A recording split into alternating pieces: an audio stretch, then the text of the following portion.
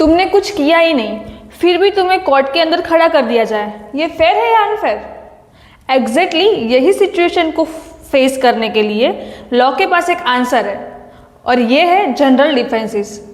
और इसको हम टॉर्ट में कैसे यूज़ करते हैं वो आज हम देखेंगे।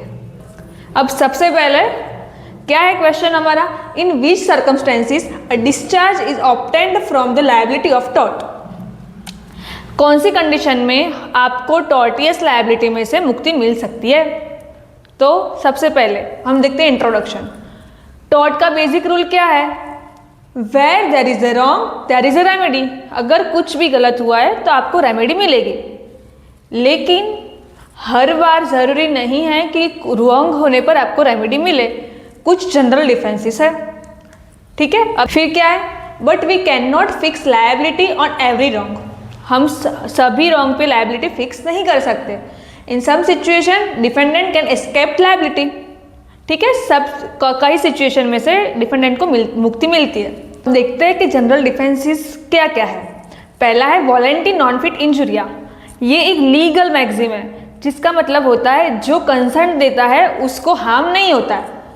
क्या है इसका, हम इसके एग्जाम्पल से देखते हैं इसको। एक तो बॉक्सिंग मैच में आप अगर है और सामने वाला का पंच आपके मुंह पे लग गया, आप इंजर्ड हो गए, तो क्या आप जिसने पंच मारा है उसके खिलाफ टॉर्टियस लायबिलिटी क्रिएट कर सकते हो? नहीं, क्योंकि जब आप खेलने जाते हो तो वहाँ आपकी कंसेंट है ऐसा माना जाएगा। फिर क्रिकेट मैच में आप खेल रहे हो, किसी का बॉल आके आपके मुंह पे लग गया, बॉलर ने बॉल फेंका और आपकी चेस्ट पे लग गया, आप इंजर्ड हो गए, पर आप बॉलर के सामने टॉर्टियस लायबिलिटी क्रिएट नहीं कर सकते। लेकिन इसमें एक मेन चीज़ है, consent must be free, not forced और फ्रॉड।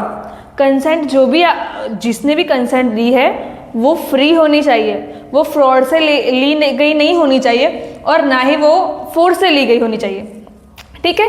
अब सेकंड है प्लेंटिफ द रॉन्ग डूअर। अब प्लेंटिफ जो कोर्ट में जाके प्लेंट फाइल करता है हमारे खिलाफ टॉर्टियस लायबिलिटी क्रिएट करके, लेकिन अगर वही गलत हो तो plaintiff the wrong doer. Example कि आपके घर में चोरी हो रही है, चोर आपके घर में आ गया और अंधेरे में उसको पता नहीं चला और वो छत पे से गिर गया, उसको इंजर हुआ, उसने आपके ऊपर केस कर दिया टॉर्ट का, तो ये तो प्लेंटिफ ही रॉन्ग डूअर है।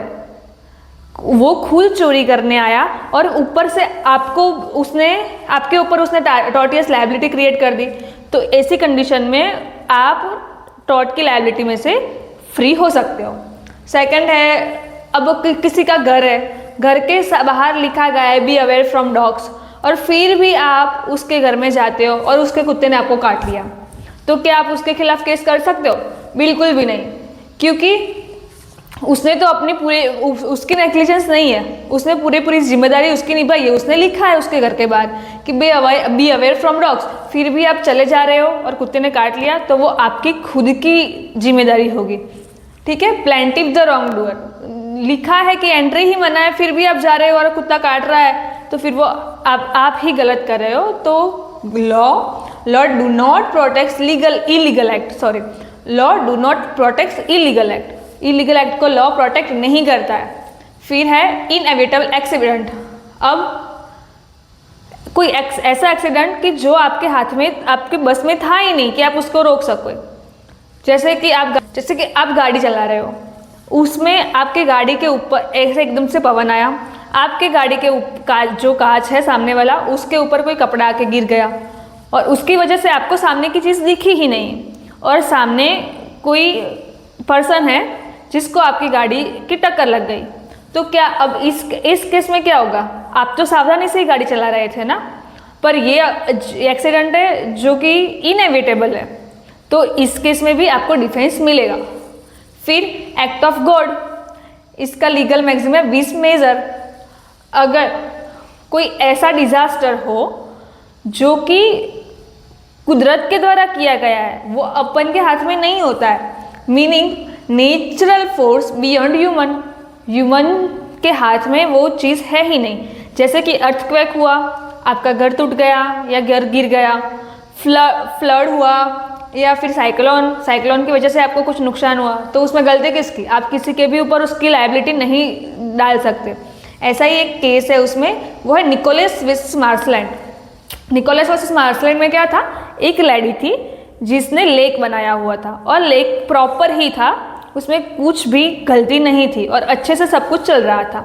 लेकिन एक दिन इतनी ज़ोर से तेज़ बारिश आई और पानी, तालाब का जो पानी था लेक का, वो ऊपर आता गया और उसकी वजह से जो ऊपर का ब्रिज था वो टूट गया। तो अब जिसका ब्रिज था उसने वो ये जो मार्शलैंड है उसके ऊपर लायबिलिटी, जो लेडी थी मार्शलैंड, उसके ऊपर उसने केस फाइल किया, शूट फाइल किया कि इनके पौंड था और उसके पानी की वजह से मेरा टूट गया है ब्रिज।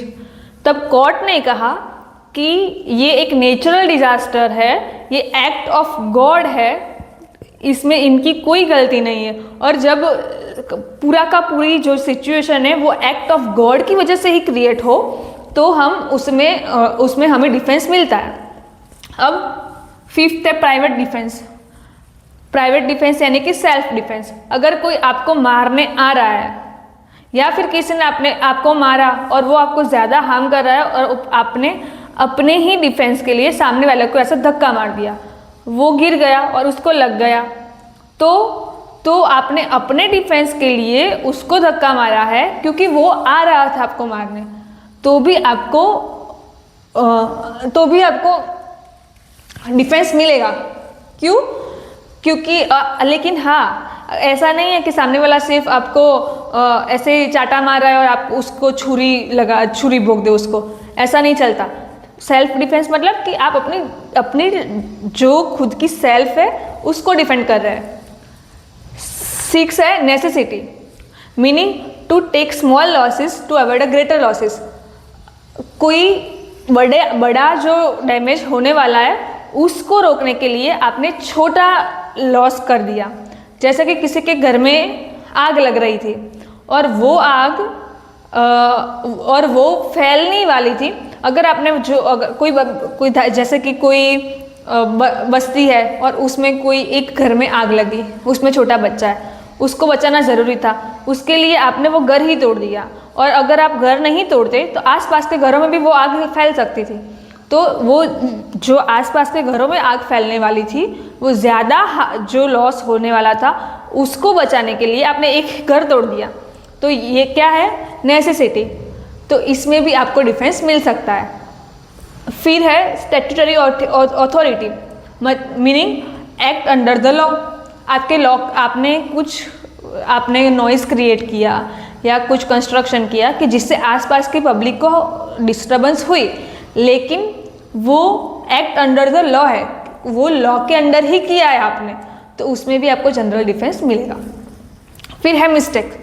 मिस्टेक 2 टाइप की होती है, एक है लॉ की मिस्टेक और एक है फैक्ट की मिस्टेक। लॉ की मिस्टेक नॉट एन एक्सक्यूज।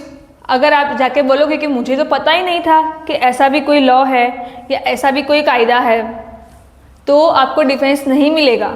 लेकिन फैक्ट की मिस्टेक है तो वो जनरल डिफेंस बनेगा। जैसे कि कोई आपके लैंड में घुस गया, ट्रेसपास हुआ और वो घुस गया, लेकिन उसको लगता था कि ये मेरी ही लैंड है, उसको ऐसा पता नहीं था कि ये उसकी लैंड है, बरसों से उसको ऐसा ही है कि ये मेरी ही लैंड है, और आपकी लैंड में घुस गया तो वो टॉर्ट नहीं कहलाएगा क्योंकि उसको पता ही नहीं है।